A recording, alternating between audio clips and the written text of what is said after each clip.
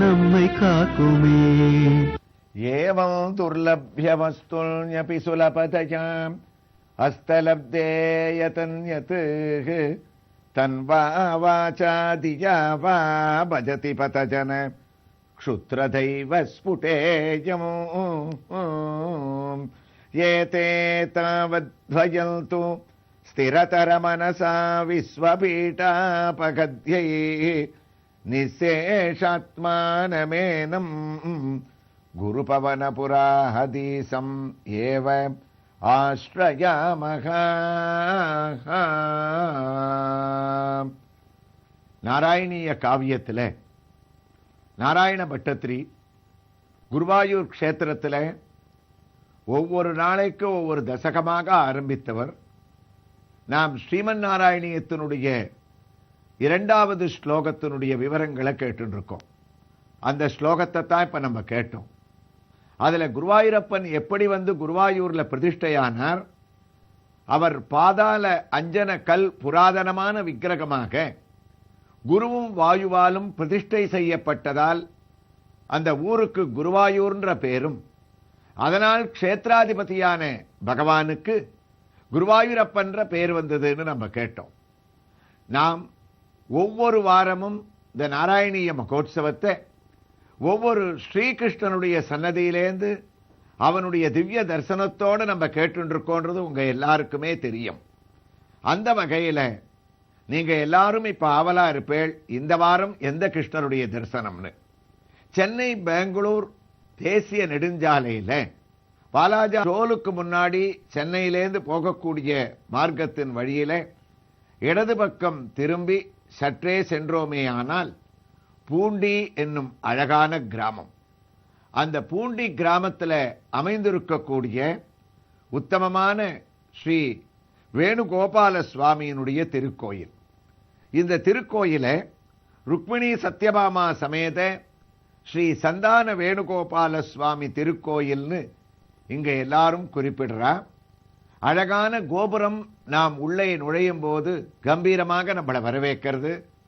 இந்த கோபுரத்தினுடைய நிலைகளை பார்த்தோன்னா 5 நிலைகளாக பகவானுடைய நிலைகளும் பரம், யூகம், விபவம், அந்தர்யாமித்வம், அர்ச்சை என்று அவன் பூலோகத்திற்கு அர்ச்சாவதார ரூபியாக, அதாவது கோயிலிலே குடிக்கொண்டிருக்கக்கூடிய விக்கிரக ரூபமாக வருவதற்கு அவன் 5 நிலைகளை வைகுண்டத்திலிருந்து இறங்கி வந்தானாம்.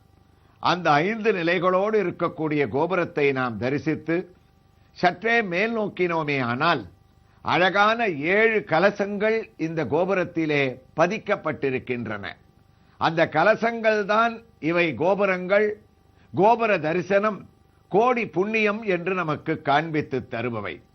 இந்த 7 கலசங்களும் சப்த ரிஷிகளையும் 7 கன்னிகைகளையும் பகவானுக்கு உண்டான பாகவத சப்தாகத்தையும் அல்லது திருவேங்கடமுடையானே வேணுகோபாலனாக இருப்பதால் அவனுடைய 7 மலைகளை காட்டுகின்றனவோ என்னவோ, நாம் அனைத்தையும் சிந்தித்தவாறே உள்ளே நுழைந்தால் கோபுரத்திலே இருக்கக்கூடிய மத்ஸ்யாவதாரம் தொடங்கி கூர்மம், வராகம், நரசிம்மம், வாமனன், பரசுராமன், ராமன், பலராமன், ஸ்ரீகிருஷ்ணன் என்ற தசாவதார மூர்த்திகள் அவரவர்களுக்கே உண்டான நிலைகளிலே சுதை சிற்பங்களோடு நம்மை வரவேற்க, அவர்களையும் கைகூப்பி கோபுரத்திலே வணங்கியவாறே உள்ளே நுழைந்தால் வழக்கம்போல் பலிபீடம், பலிபீடத்தை தாண்டி உயர்ந்த துவஜஸ்தம்பம், அதாவது கொடிக்கம்பம்.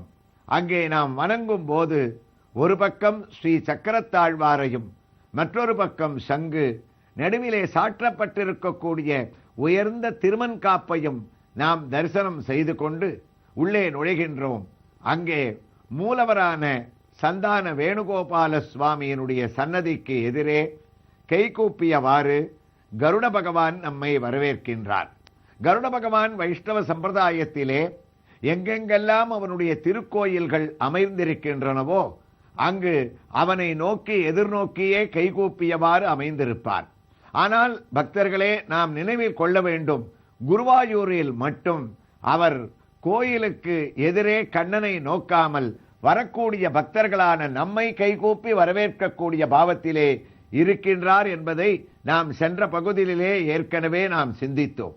இங்கு வைணவாலயங்களிலே இருப்பது போல நம பன்னகனத்தாய வைகுண்ட வசவர்த்தினே சிது சிந்து சிதோத்பாத மந்தராய கருத்மதே என்ற கைகூப்பியவாறு இருக்கக்கூடிய கருடனை தரிசித்துக் கொண்டே நாராயணியத்தினுடைய 2வது ஸ்லோகத்திற்கு இந்த கோயிலிலிருந்து இந்த திவ்ய தரிசனத்தோடு நாம் கேட்க ஆரம்பிப்போம்.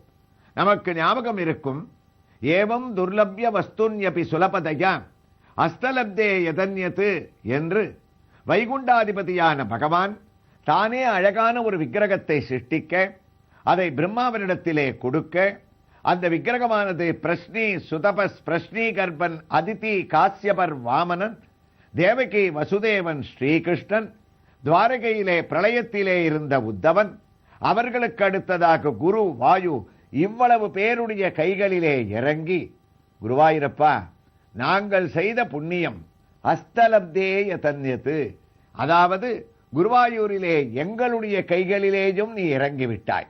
அவர் கோயிலில் தானே இருக்கின்றார், ஏன் இவ்வாறு பட்டத்திரி இந்த ஸ்லோகத்திலே கூறுகின்றார் என்றால், நாம் கைகூப்பி குருவாயூரப்பா கண்ணா என்று இந்த ஊரிலே அழைத்தோமே ஆனால் கண்ணன் நம்முடைய பக்திக்கு கட்டுப்பட்டு ஓடி வந்து விடுவானாம். அடுத்த வரிகளை நாம் பார்த்தோமே ஆனால், துர்லபிய வஸ்துன்யபி சுலபதயா அஸ்தலப்தேய தன்யத் தன்வா வாசாம் தியா வா வஜதி பதஜனக க்ஷுத்ரதைவ ஸ்புடேயம். அழகான வரிகள். தன்வா வாசா தியா வா. குருவாயூரப்பா உயர்ந்த பரம்பொருளான நீ எங்களுக்காக இவ்வாறு கீழே இறங்கி வந்திருக்கின்றாய். நாங்கள் உன்னிடத்திலே செய்ய வேண்டிய காரியங்களை மறந்து ஏதேதோ வாழ்க்கையிலே மற்ற விவரங்களை நாங்கள் மனதிலே செலுத்தலாமா? நாம் குருவாயூரப்பனை பஜிக்க வேண்டிய முறையை இந்த ஒரு வரிகளிலே பட்டத்திரி மிகவும் அழகாக தெரிவிக்கின்றார். அதாவது தன்வாவாசாதியாவாக சரீரத்தால் தன்வா தன்வா என்ற ஒரு வார்த்தைக்கு நாம் கடவுளை குருவாயூரப்பனை அவரவர்களுடைய இஷ்டமூர்த்தியை சரீரத்தால் வணங்க வேண்டுமா? சரீரத்தால் வணங்குவது என்றால் நாம் நம்மையே அவனுக்கு அர்ப்பணிக்க வேண்டும். கண்ணனுடைய திவ்ய வைபவத்திலே அவனுடைய சரீரத்தை கண்டு ஆனந்தப்பட்டவர்களும் இருக்கிறார்கள். அதுதான் தன்வா. அப்போது குருவாயூரிலே இருக்கக்கூடிய சரீர நமஸ்காரம் என்பது என்ன? நம்முடைய உடல் முழுவதும் அவனுக்கு அர்ப்பணம் செய்வது. மற்றொன்று இந்த திருக்கோயிலிலே இருக்கக்கூடிய சயன பிரதர்ஷனம், அதாவது அங்க பிரதட்சணம் என்று சொல்லக்கூடிய ஒரு வைபவமானது சரீரத்தால் நாம் அவனுக்கு அர்ப்பணிக்கக்கூடிய பூஜையாம். அது என்ன அங்க பிரதட்சணம்? திருமலையிலே திருப்பதி ஸ்ரீனிவாசனிடத்திலே அந்த வைபவமானது உண்டு.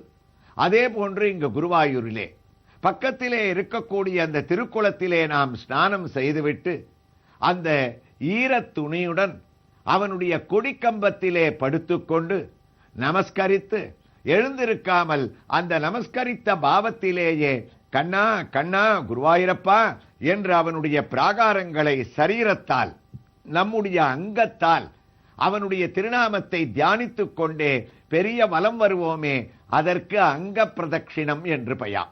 நம்முடைய அங்கங்கள் அனைத்தும் தரையிலே படும்படியாக நாம் பிரதட்சிணம் செய்வது என்பது அங்க பிரதட்சிணம். குருவாயூரிலே இந்த அங்க பிரதட்சிணத்தை இந்த சமயத்தில் தான் செய்யலாம், அந்த சமயத்தில் செய்யக்கூடாது என்ற வழிமுறையே கிடையாது. திருமலை க்ஷேத்திரத்திலே காலை 3 முதல் 3:30 மணிக்குள் தான் அங்க பிரதட்சிணத்தை செய்ய வேண்டும். அதற்குள் முடிக்காவிட்டால் மற்ற நேரங்களிலே அங்கு அனுமதி கிடையாது. இங்கு குருவாயூரிலோ கண்ணன் தன்வாவாசாதியாவா எப்போதும் நம்முடைய அங்க பிரதட்சிணத்தை ஏற்றுக்கொள்வதற்காக காத்து கொண்டிருக்கிறானாம். குருவாயூருக்கு சென்று நாம் அதை செய்ய வேண்டும் என்று தோணியதால் குருவாயூரிலே குளத்திலே குளித்துவிட்டு ஆரம்பிக்கலாம். யானை பாதையிலே வரக்கூடிய பெரிய பிரதட்சிணத்தை நாம் அவனை தியானம் செய்து கொண்டால் என்ன ஆச்சரியம்! உணர்வு பூர்வமாக வருவதற்கு தெரியும். பட்டத்திரி கூறுகின்றார், ஒருமுறை நாங்கள் படுத்துவிட்டால் போதும், குருவாயூரப்பா நாங்களா அங்க பிரதட்சிணம் செய்கிறோம், கண்ணா கண்ணா என்று உன்னை அழைக்கக்கூடிய திருநாமமானது நீ அல்லவோ வந்து எங்களை அந்த அங்க பிரதட்சணம் செய்யக்கூடிய பாதையிலே உருட்டிவிடக்கூடிய ஒரு உத்தமமான உணர்வானது எங்களுக்கு ஏற்படுகின்றது. ஆனால் இதிலே நாம் மனதிலே கொள்ள வேண்டிய ஒரு விஷயம், அங்க பிரதட்சணம் என்பது குருவாயூரிலே ஆண்களுக்கு மட்டும்தான் அனுமதி அளிக்கின்றான் குருவாயூரப்பன். புருஷர்களுக்கு மட்டும்தான், பெண்களுக்கு அனுமதி கிடையாதாம். திருப்பதியிலே பெண்களுக்கும் அனுமதி உண்டு. காரணம் என்னவென்றால், குருவாயூர் கண்ணன் உன்னி கிருஷ்ணனாக இருக்கின்றான். அங்கு வரக்கூடிய பெண்கள் ஒவ்வொருவரையும் அவர்கள் தரிசிக்கும் போது இவர்களை அவன் பெண்களாக பார்ப்பதில்லையாம். ஒவ்வொருவரையும் யசோதையாக பார்க்கின்றான், தேவகியாக பார்க்கின்றான். அதனால் அந்த தன்னுடைய தாயாரான தேவகியும் யசோதையும் அவர்கள் தாய்பாவத்திலே இருப்பவர்கள் தனக்காக தன்னுடைய அங்கத்தை வருத்தி கொண்டு அவர்கள் உருண்டு உருண்டு பிரதட்சணம் செய்வதை கண்ணன் விரும்பவில்லையாம். அந்த தாய்ப்பாசம். அதனால் இந்த யசோதையை முன்னிட்டு இந்த திருக்கோயிலிலே இருக்கக்கூடிய விசேஷமான தரிசனத்தை பின்னால் வரக்கூடிய பகுதியிலே நாம் பார்க்க இருக்கின்றோம். அதுபோன்று தாய்பாவத்திலே அவன் பெண்களை அனுமதிப்பதில்லை. அந்த அங்க பிரதட்சணத்தை தான் பட்டத்திரி குறிப்பிடுகின்றார். தன்வா, நாம் சரீரத்தால் அவனுக்கு செய்ய வேண்டிய அர்ப்பணங்களை செய்யலாம். சரீரத்தால் அவனை தரிசனம் செய்தவர்கள் வசுதேவர், தேவகி அவன் அவதரித்தவுடன், நந்தகோபர், யசோதை, கோபிகைகள், குச்சேலன், பஞ்ச பாண்டவர்கள், திரௌபதி, அக்ரூரர் அனைவரும் தன்வா, இந்த ஒரு வரியிலேயே குருவாயூரப்பனுக்கு இவ்வளவு பக்தர்களையும் தாயார் தகப்பனாரையும் தான் எழுதக்கூடிய பட்டத்திரி மண்டபத்திலே உட்கார்ந்து கொண்டு பட்டத்திரி ஞாபகப்படுத்துகிறாராம். அடுத்த பதம் வாசா, வார்த்தையினால் அவனை புகழ்ந்து அவனுடைய திருநாமங்களை குருவாயூரிலே கூறிவிட்டோமே ஆனால் குழந்தை போல அவன் குதூகலிப்பானாம்.